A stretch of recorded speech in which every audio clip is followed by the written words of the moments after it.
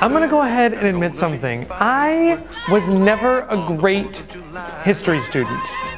Red, white, and blue fireworks like diamonds in the sky. I used to skip history class all the time to go smoke cigarettes and eat McDonald's. But it wasn't, who put a McDonald's across the street from a high school? Bad planning. Anyway, I digress. So my knowledge of US history is pretty much limited to what I learned on Schoolhouse Rock. Continental Congress said that we were free.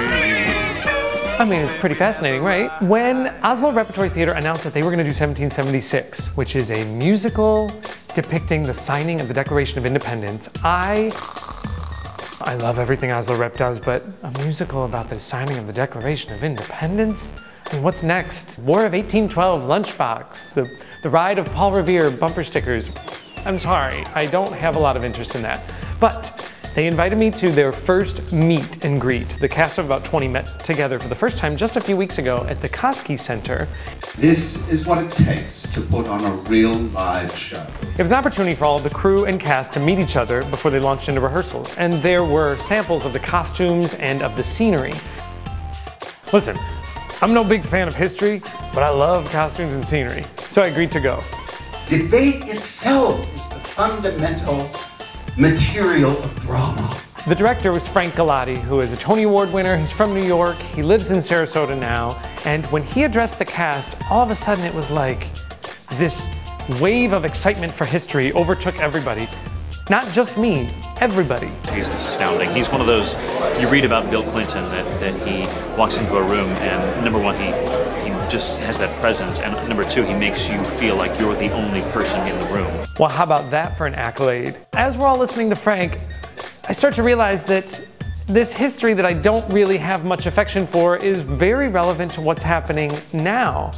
And all of a sudden we start tying it to modern day politics and current events, and I start to get a little bit more interested. It kind of shows you that in the past, in 1776, that was exactly the same way. We were all split right down the middle, and yet we could have civil discourse and talk with each other and move things along and actually come to agreements and decisions and conclusions in a much more civilized manner. It really is devoted to eliciting a dialogue and engaging people in conversation. And it's hard to go below anything, like anything below that. Once you're working with a place that has such a strong initiative, and like it's hard to work anywhere else. The 2-hour show leads up to a climactic ending where we wait to find out, are the delegates going to sign the Declaration of Independence? I don't mean to ruin the ending for you, spoiler alert, but they signed the Declaration of Independence. I mean, of course they do, that's why we're here right now. But the ending is really fascinating because what they do from a design element is that they lower a scrim that depicts the signed Declaration of Independence, and they have a huge tableau behind the scrim. So I visited the Koski Center and saw the scenic workers creating this actual scrim, and the process by which they do it is really actually fascinating. What you're seeing here is David took our printer and he printed out the entire Declaration of Independence in scale with grid lines you can barely see, and we drew them out on the paper here. This show kicks off a 5-year project by Oslo Rep called The American Character, where they're going to choose programming, choose shows for the next 5 years that have something to do with America, exploring America, our country, as a character, as its history, people's perception, our perception. I encourage you to get involved in this conversation, and the best way to do it is to go see 1776. Listen, you're hearing it from me. Not a history buff, I'm definitely recommending this show. Oslo Rep does good things. It's going to be a good show. If not, you can always go back and watch Schoolhouse Rock. But I know you're going to like it. How about that? Listen, turn anything into a musical, and I'll go see it, pretty much. Yeah. There's only 2 women in it. I'm done. That's all I got. That's all I got.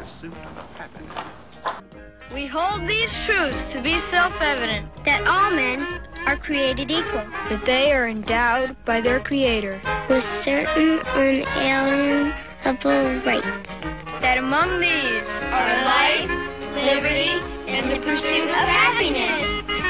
And if there's one thing that makes me happy, then you know that it's there's gonna be fireworks.